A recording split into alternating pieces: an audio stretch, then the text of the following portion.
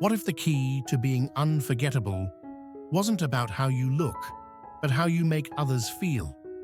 Picture this. You step into a room, not with a shout, but with a presence so quiet and strong that eyes turn your way without a word. After 60, attraction isn't about youthful beauty or dazzling charm. It's something deeper, richer, a magnetic pull that draws people in like a cozy hearth on a winter's eve. The truth is, real allure has never been about what's in the mirror. It's about how you carry yourself, how you think, and the warmth you leave behind. Some people have this gift. They don't beg for attention, yet it finds them.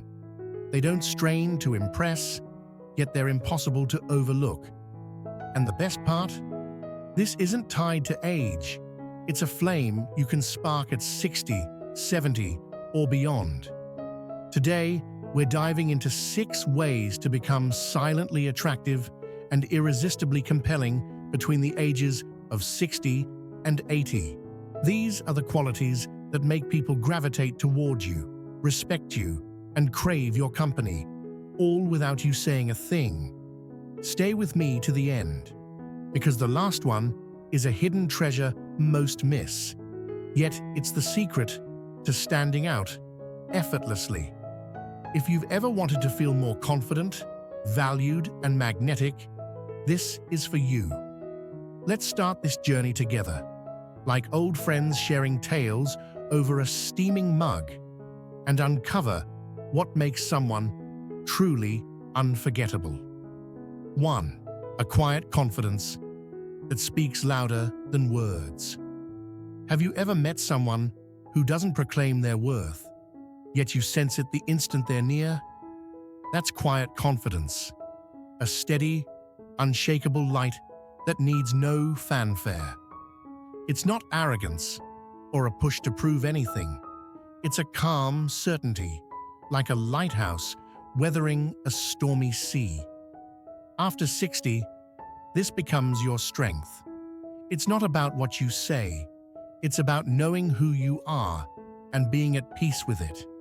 People notice. They can't help it. Take Richard, a 74-year-old who once owned a hardware store in a sleepy town. He's not the guy who bursts in with a loud joke or flashy threads. Imagine him, a lean figure with silver hair, in a worn plaid shirt, slipping into the local diner. He nods at the cook, slides into a booth, and sips his black coffee.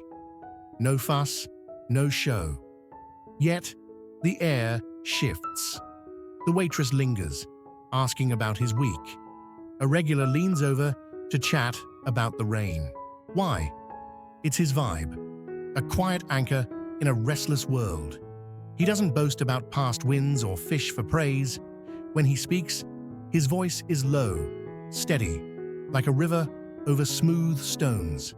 People listen because he's comfortable in his own skin. Richard wasn't always this way.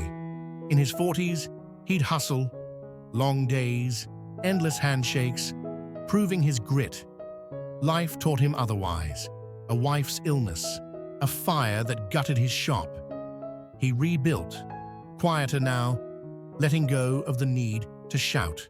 He's faced enough to know what counts. Family, a good day's work, a sunset worth watching. That's the trick. Quiet confidence blooms from sorting life's wheat from its chaff. It's dropping the chase for approval and trusting your own beat. How do you grow this? Embrace your wins and flaws. Those lines on your face, those hard-earned lessons, they're yours. Watch more than you talk. Richard often sits back, soaking in the buzz, speaking only when it matters, and move with intent. Stand tall, not rigid, like you've earned your spot. When you stop seeking validation, it comes to you. People feel that strength, and it pulls them in. 2. The power of saying less and meaning more. What's more captivating? A story that spills everything up front, or one that teases you along, page by page? Silently irresistible people Get this. Less is more. They don't flood silences with chatter or rush to fill every gap. They listen, they think, and when they speak, it's like a perfect chord in a hushed melody. That restraint, it's magnetic. It leaves you hungry for more. Meet Evelyn, a 77-year-old who spent decades teaching history to rowdy kids. She's small, with keen blue eyes and hands that twitch like they're still holding chalk. At a reunion, she's not the one hogging the mic with tall tales. She's the one leaning in, nodding as her niece vents about work, a faint smile playing on her lips. When she finally says, "Sounds like you're tougher than you think," the table quiets. Her words land because they're rare, deliberate, forged from years of hearing others out. Evelyn wasn't always so sparing. In her 30s, she'd leap into arguments, eager to spill every thought. Teaching shifted her. She'd see students glaze over during long lectures, only lighting up when she paused, asked, and waited. That silence, it hooked them. Now, she lives it. She skips the rumor mill at the community center, dodges petty spats. Her quiet isn't aloof. It's inviting, like a half-open book. People lean in, craving more of her. You can do this too. Slow down. Before you answer, breathe. Let your mind settle like leaves after wind. Listen deep, truly hear. Not just bide time to talk. And hold some mystery. Don't lay out your whole life in one go. Evelyn once mentioned a rainy Paris cafe in '72, a lost scarf, then stopped. I'm still hooked. That pull, it's irresistible. 3. The effortless elegance of self-respect. Ever notice how some folks earn respect without a raised voice? That's self-respect, a quiet grace that says, "I know my value and I won't settle for less." It's not standoffish or prickly pride. It's a gentle strength, like an oak standing through decades. After 60, this shines. People see it, feel it, and reflect it back. James, a 72-year-old architect with wild gray curls, lives this. Once, he was a people pleaser. Late-night calls, favors for friends who gave nothing back.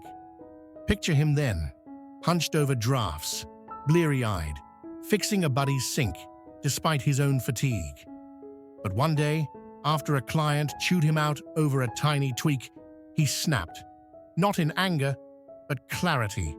He hung up, hands trembling, and vowed, enough.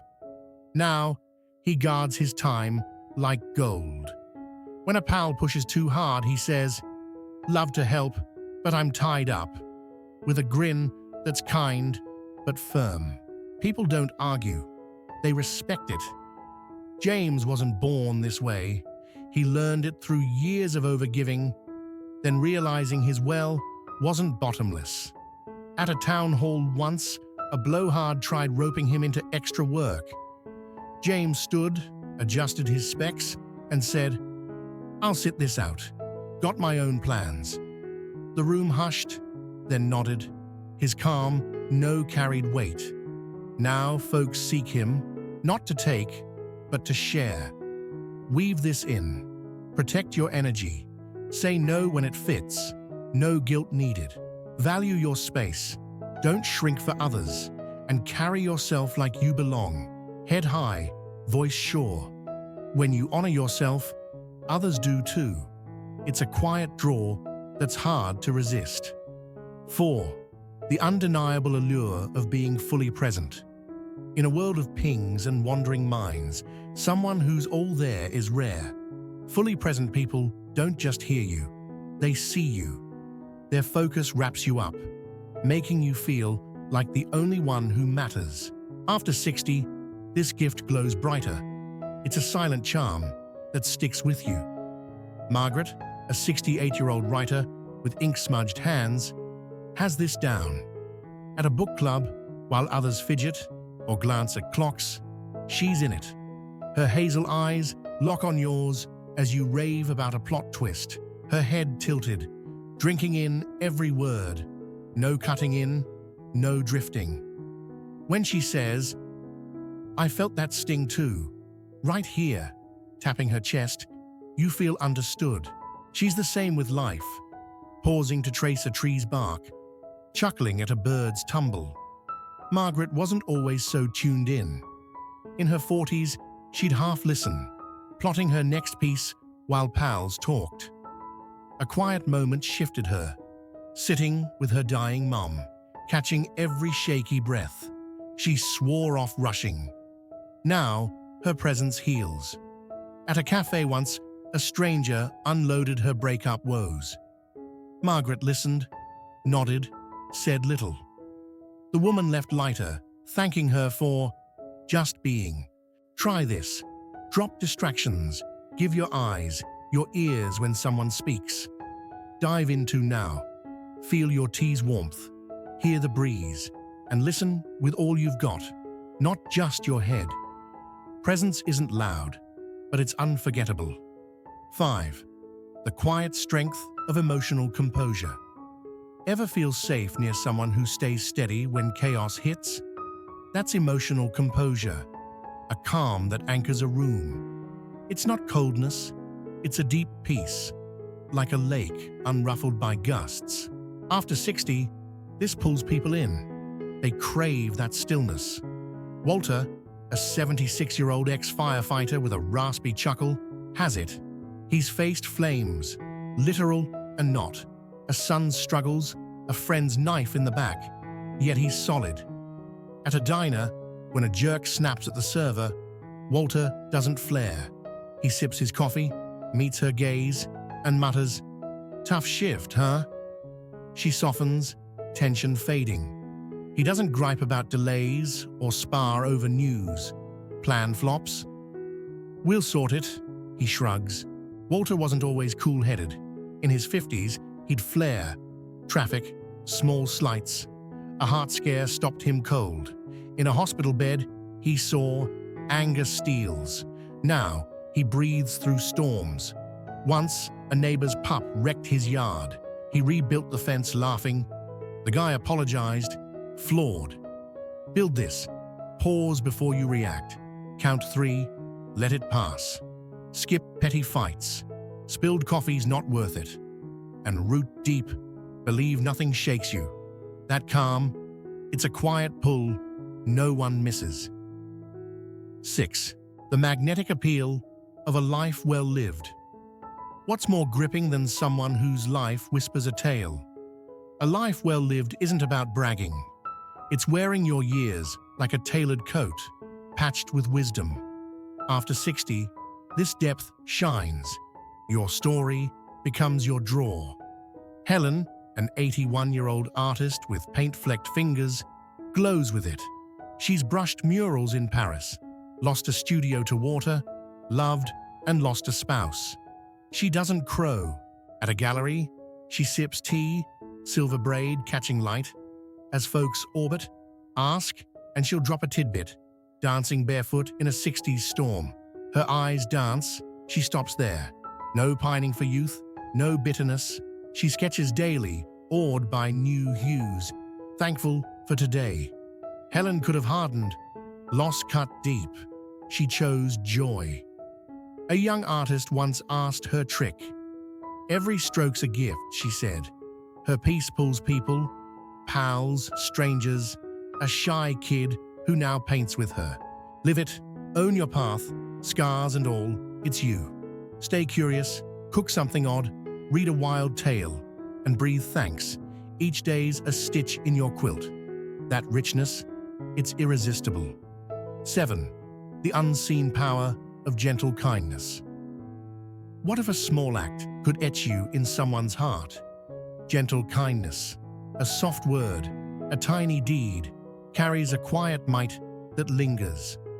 After 60, when flash dims, this shines, weaving you into lives effortlessly. Clara, a 70-year-old gardener with dirt-caked nails, radiates it.